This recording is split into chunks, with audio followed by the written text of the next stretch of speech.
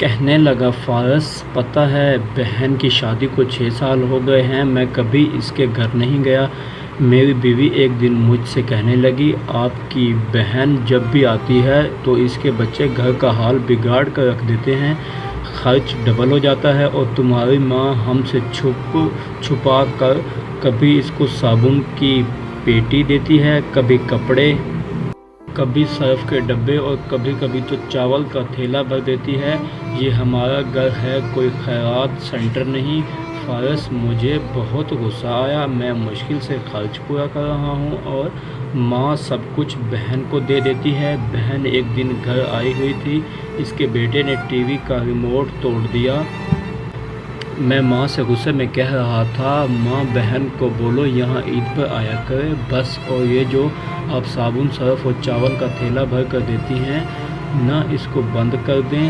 سب سن کر ماں چپ رہی، لیکن بہن نے میری ساری باتیں سن لی تھی، وہ کچھ نہ بولی۔ 4 بج رہے تھے، اپنے بچوں کو تیار کیا اور کہنے لگی بھائی مجھے بس سٹاپ تک چھوڑاؤ۔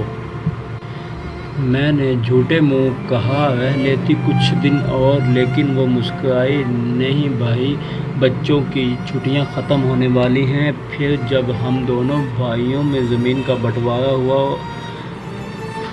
تو میں نے صاف انکار کر دیا کہ میں اپنی زمین سے بہن کو حصہ نہیں دوں گا۔ بہن سامنے بیٹھی تھی، وہ خاموش تھی، کچھ نہ بولی۔ ماں نے کہا بیٹی کا بھی حق بنتا ہے، لیکن میں نے گالی دے کر کہا کچھ بھی ہو جائے میں بہن کو حصہ نہیں دوں گا۔ میری بیوی بھی بہن کو برا بھلا کہنے لگی، وہ بیچاری خاموش تھی۔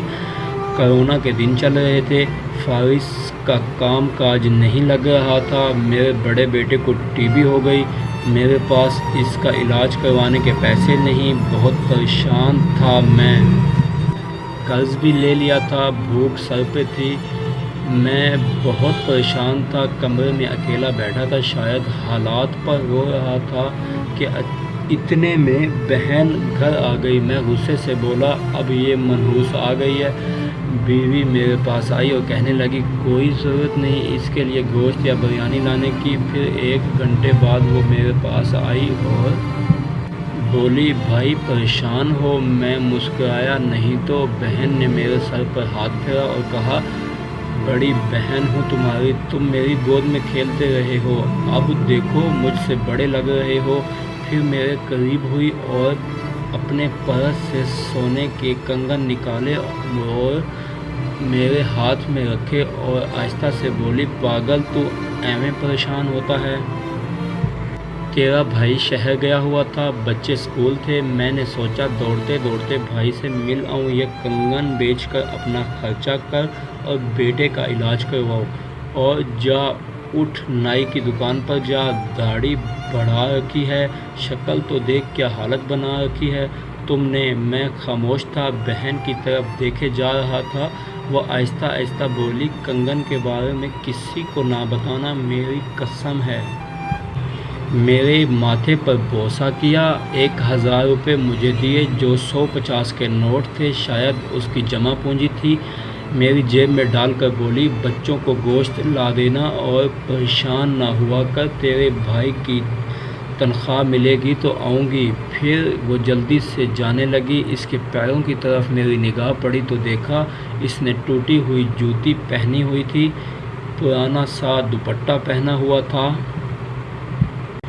فارس میں بہن کی اس محبت پر شرم سے مر گیا تھا۔ ہم بھائی کتنے مطلب پرست ہوتے ہیں، بہنوں کو پل بھر میں بیگانہ کر دیتے ہیں، اور بہنیں بھائیوں کو ذرا سا دکھ برداشت نہیں کر سکتی۔ وہ ہاتھ میں کنگن پکڑے زور زور سے رو رہا تھا۔ بہنیں اپنے گھر میں کتنے دکھ سہ رہی ہوتی ہیں، کچھ لمحے ان کے پاس بیٹھ کر حال پوچھ لیا کریں، شاید ان سے ان کے چہرے پر سکون آ جائے۔